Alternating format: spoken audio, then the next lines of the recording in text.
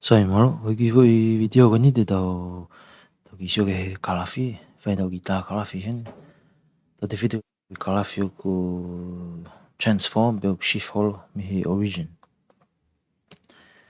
Ki for example gani ta make a sketch ai kalafi gani y equals x minus 2 power 2 plus 1. Sai o kuia ki foi form hen tau sio ki foi konga go equation ko ta pe o kalafi. O ku shift mihi origin. O ku mai foi form go. Pe a te whenga pe ke ai whonga ke whenga whoa ke mo lava o sketch pe tae kalafi wani. Wa ki te tau sio ke whi form koe o compare ki. Me ai te tau lava ilo ai ai ngahi. Kong ke whi kalafi koe ni ka unga ke tokon mai ke taimu te tau tae. Ula ki te tau ilo mihene shape e kalafi. Ua, ilo vertex e kalafi. Pe kono tolu, tau ilo intercepts. Sai tau ki tā no ke kau tama koe ni ki mo pa tau tari whi koe ni. Ula ki ko shape. Koe function ko koe linear function. Te ke ilo he koe highest power of x o tahape. Koe kalafia koe whi straight line ni bea. Malawa pe ke positive gradient, negative gradient, pe koe zero gradient. Koe kalafi koe quadratic function, koe tau koe parabola. Koe highest power of x koe ua. Pea koe whi shape koe parabola, malawa pe ke behe pe uk hake behe, pe uk hifo. Wai lewe kalafi ai cubic. Pe koe y equals x power 3. Koe cubic malawa pe ke shape koe. Pe koe shape koe. Pe shape koe. Sai. Whi kalafi ko o mai koe ni. Pe koe whi function ko o mai koe ni.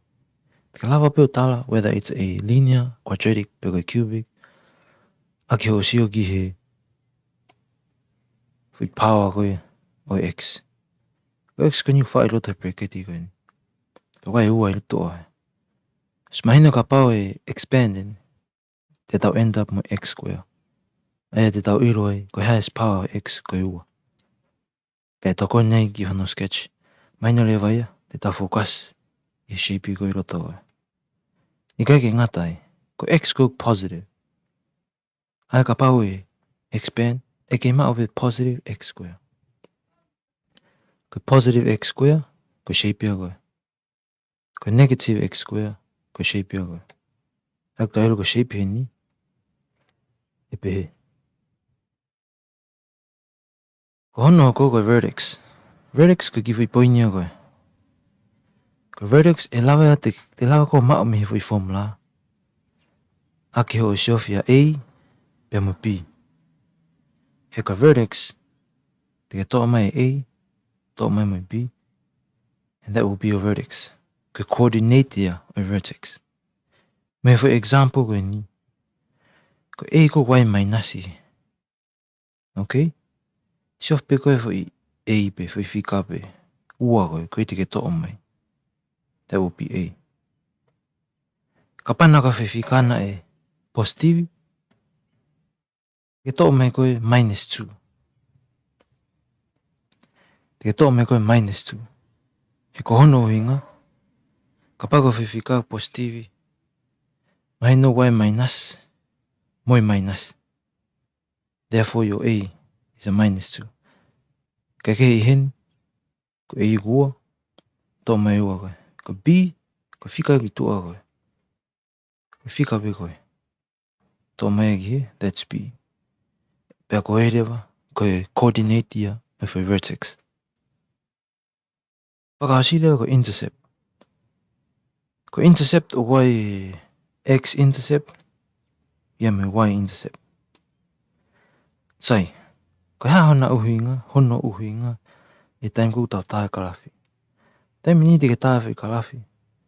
Pe te hanga cut x moi y intercept x moi y axis ke konga ko graphic ni cut x axis ko ya gui ko x intercept ke konga ko graphic ni cut y axis ko ya gui ko y intercept fonga hono kumi ngo wa ni ko x intercept te lava ko ma if you let y equal to 0 pake hanga lewa kumi x ko y intercept te lava ko kumi ake ho let x equal to 0 pake hanga lewa kumi peti hanga aya y ke subject ko fonga ga no kumi intercepts ko ma be ka tama ko ni fenga fo lewa hanga sai tai mini tau tio ki for example ko ni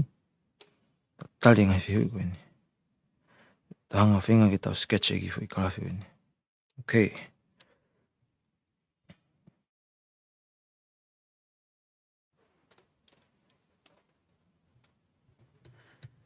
ko shape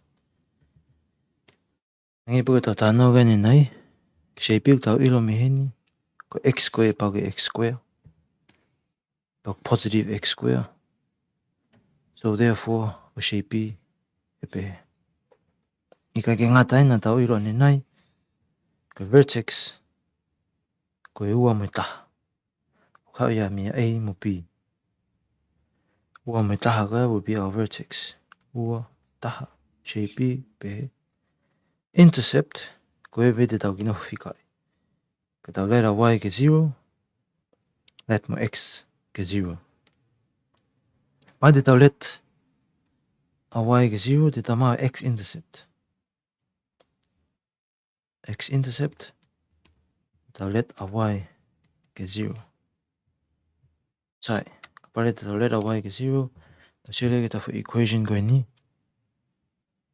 ko y tau ke x minus 2 pa ua tanak ta pa e no ai ko tau kumia x ko mea ko hoko e mai positive 1 ko e hai ta fa ko ni negative 1 ka to e pe x minus 2 square ko pa e mai square ko ta fa ko e ale ke square root pa to nga yang square root ko ni ko square root ko fe fika negative ko ta square root pe fe fika negative so mai no undefined pe la le ke tau fa ma po po ni there will be no x intercept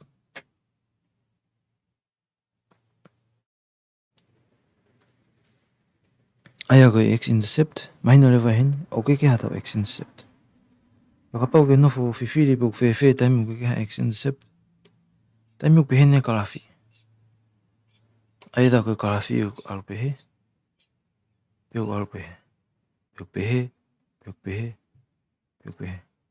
he kai pe ke lavi he x axis ko time yo ko ke ya ha x intercept sai da fok mai lewa hen mai no ke x intercept penga foi pe tau nga we tem ko pe hen nei tau fa fitla mo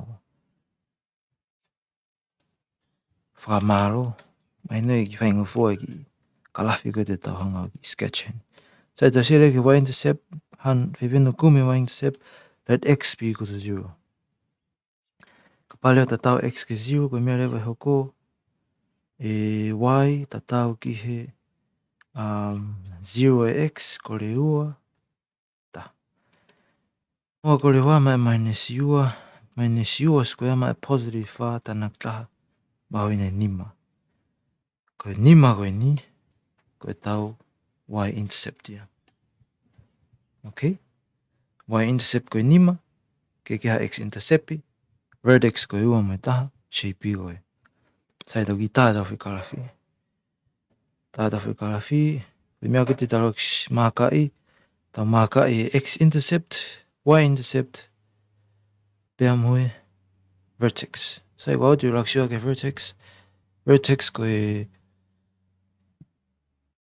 taha ua x coordinates taha y coordinate ma o hene tau vertex Sa ita sila ke y-intercept ko nima.